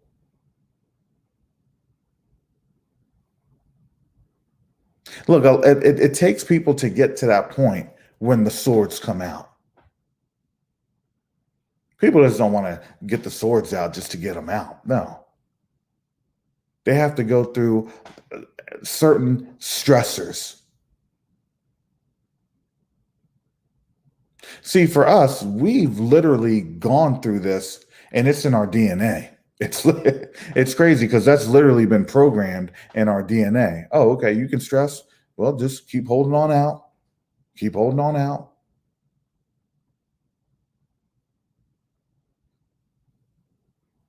See, we don't even know how, we're not even learning how to trust the Most High. We just know, okay, we've been through this conflict. We just know, even in ourselves, how to actually work through this conflict.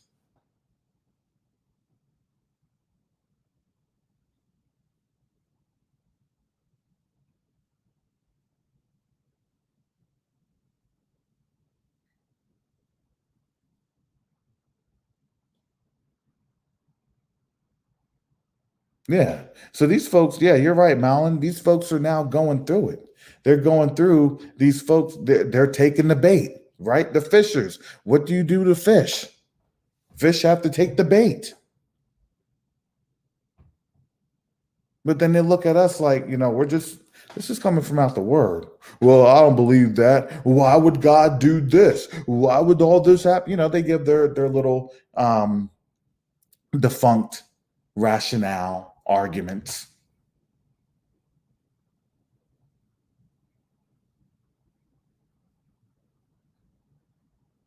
And then we break down the scriptures. Oh, I don't believe that. Okay, I don't care what you believe, but when you see it happen, don't come over here because I'm not gonna. Why? Who'd you come to see? A reed swaying in the wilderness. Don't come on over here because I'm not going to be here.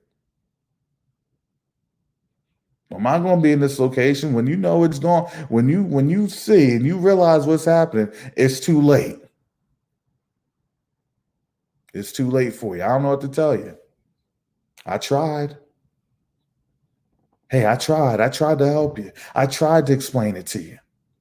We pleaded with you all. We would have healed you. This is what the scriptures are saying. Why do you think we're doing this?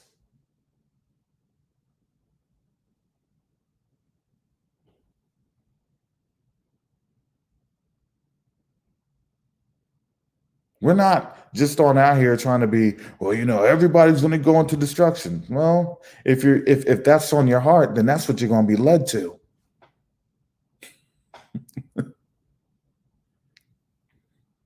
If all you know is destruction in your heart, then that's what you're going to be led to, and you're going to be destroyed.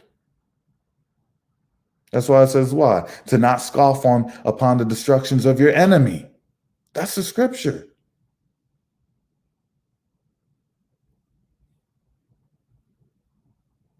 Look, we're trying to help you while there's still time.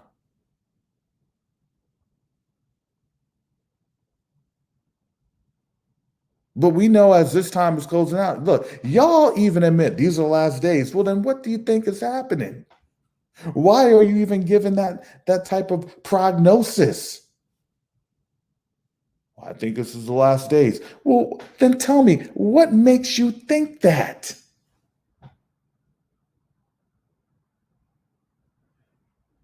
Well, you know how bad things are going. Well, why are they getting bad? Do you understand? It's like you're given a diagnosis, but you can't even rationalize the diagnosis.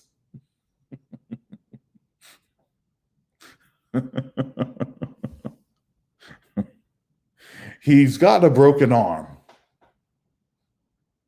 Well, why does he have a broken arm? I don't know. But he's got a broken arm. If you're a doctor, if you're an attending physician, what are you going to do? You're going to say, okay, so Jimmy, I see that you're in here. We're going to get you taken care of. Can you tell me a little bit of what happened to you?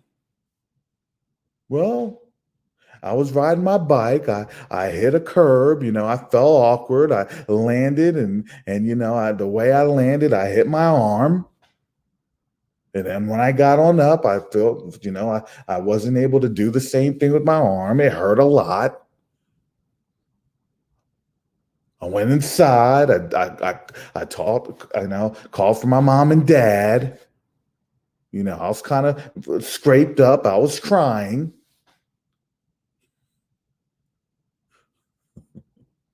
They put ice on it. It still didn't work. About a couple minutes later, like, okay, well, let's get some x-rays. And now here we are. But they don't even want to get a story. They don't even want to get the understanding. Well, we're in judgment. These are last days. These are last days. Well, why is that? Well, because it is.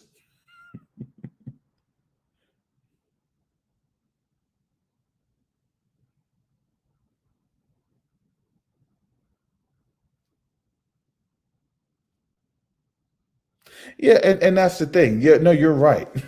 The feel-good speeches is what's going to get you is what's going to get you destroyed.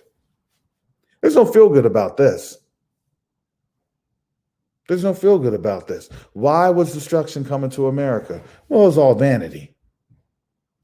Even Solomon knew that stuff. Look, you go through vanity, you're going to get messed up.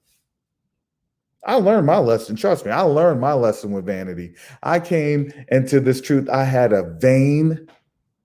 was vain. I hurt people that I loved because I didn't understand how to deal with the vanity. And then the Most High, he spanked me.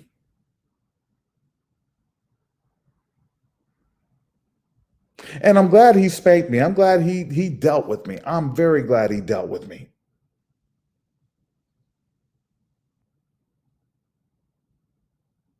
But you want to know what? I'd rather be spanked and dealt with vanity than going around and thinking that white supremacy is still okay. Because white supremacy is just the ultimate form of vanity. It's just vanity. It's a vain application of an artificial reality that has no substance.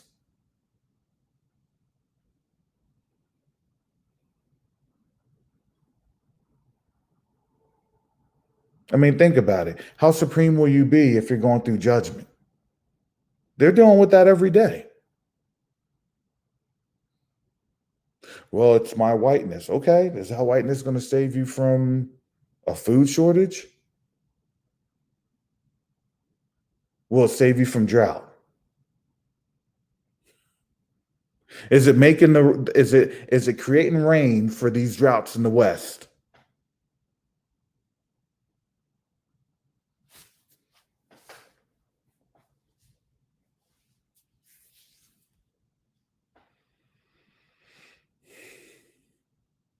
And that's where my folly went.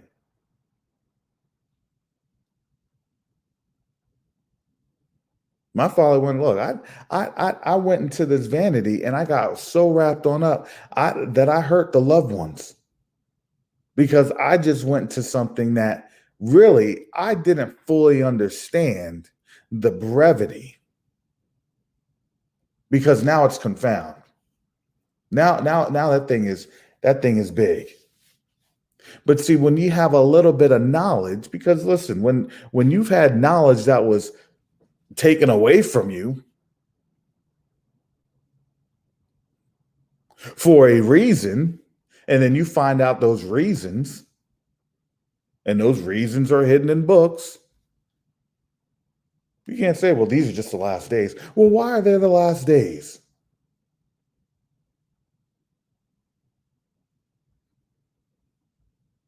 And then you hit them with Daniel chapter 12, Daniel chapters 11 and 12. When what? When knowledge shall be increased. Well, why is knowledge being increased? Because they were hidden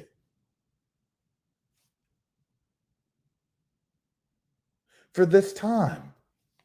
So you're in the last days because now knowledge is opening up. Now people are finding out what was being hidden from them. Now we as a people are finding out who we are.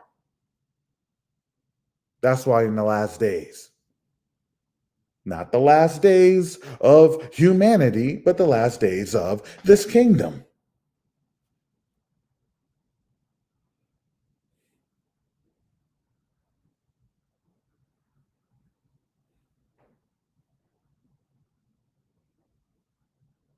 You hid something from us. And then when you hid it from us, now we're asking it back. Now you're keeping it. That's called theft. Now you're stealing. We know we can get our money back, our identity back as a people. So now we have to go to the Most High and ask Him to do.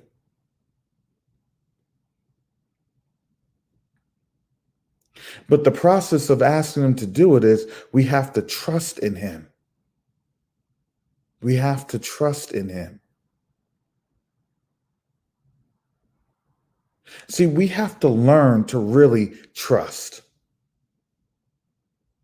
We have to learn to understand if we have asked the Most High for help, we need to rest in that. We need to say, thank you, Father. I'm resting in your presence.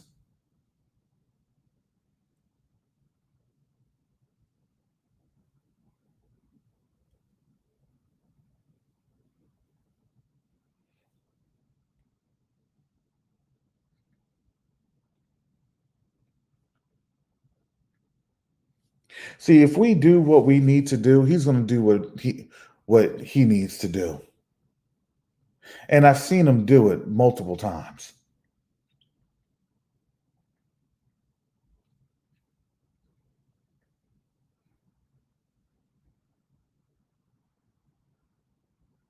This is a hard walk, family, because we're going through something that really our forefathers didn't have to go through. You understand that, family? They literally knew who they were. This is the only time we are literally flying blind in this. And you understand why we're flying blind? Because He literally wanted us to just have blind faith and trust in Him. We want to make this trust comfortable. No, it was never supposed to be comfortable. This was supposed to be the most uncomfortable, uninviting feeling ever, to just wake up and say, am I even going to make it today?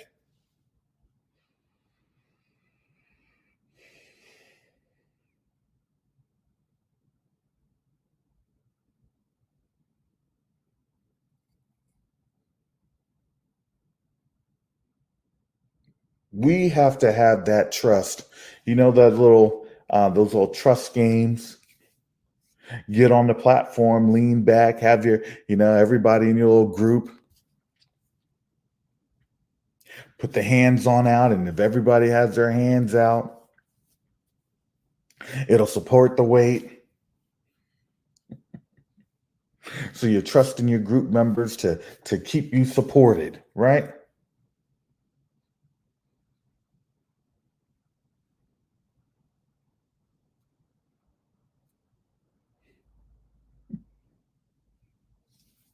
We're expected to do that with the Most High. And we're not talking about a platform.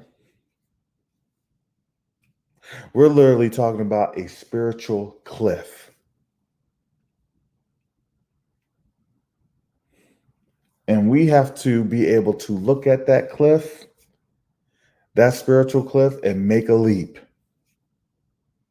and expect the Most High to catch us.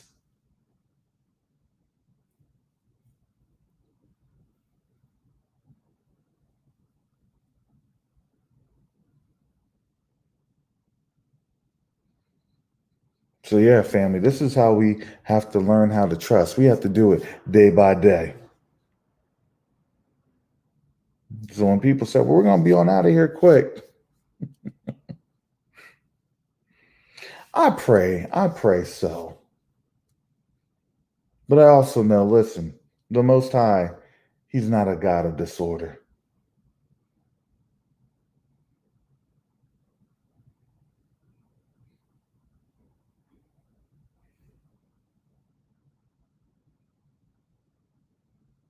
He's really not.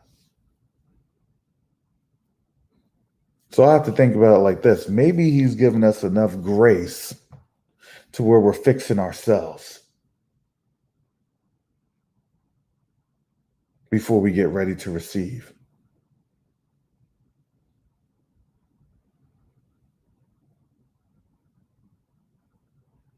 Can we trust him and trust ourselves? And honestly, family, that's the most scariest thing I have about this whole situation. Can I trust myself with this blessing? Because no one wants to go through. No one.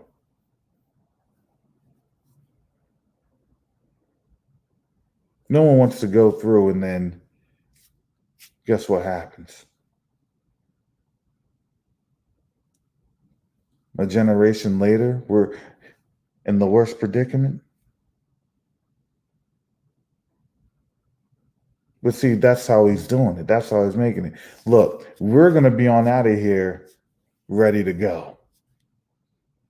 No woulda, no coulda. No, we're going to be on out of here in a better situation. Because we're going to be going through the fire also. We're going to be getting refined also.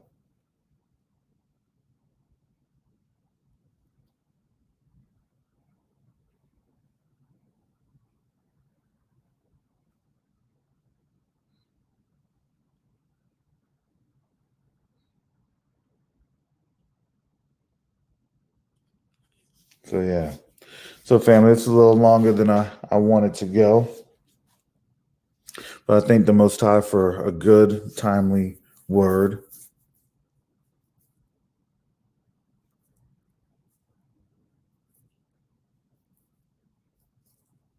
So, I look back at the things that I've done wrong, and I've done a lot of things wrong. See, if you do all the things right, the Most High can never use you. You're gonna be doing some wrong things. And he uses you in areas that are vulnerable to you. And my family was the area that was vulnerable. That was the one that hurt. That was it.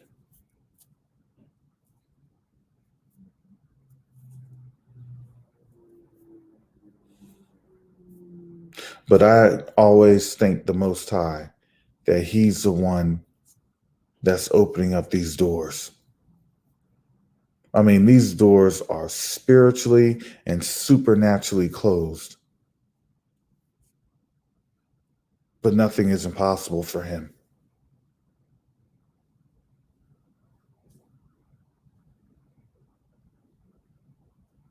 And so as I understand that, as I continue to grow in that, it's all a growth process for everyone. We're going to all go through trials. We're going to all go through pain. Some are going to be stronger in this, or some are going to be weaker in that. That's just how it goes.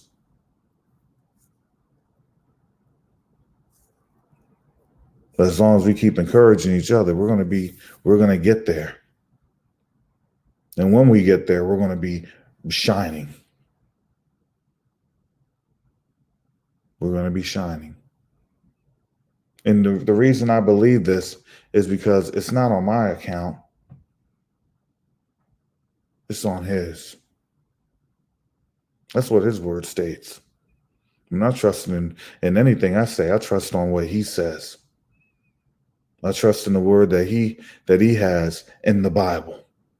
I trust on those scriptures that he's declared and made known. So, I understand greater is he that is in me than he that is in the world. I understand that he provides the miracles. He provides a way when there's no way.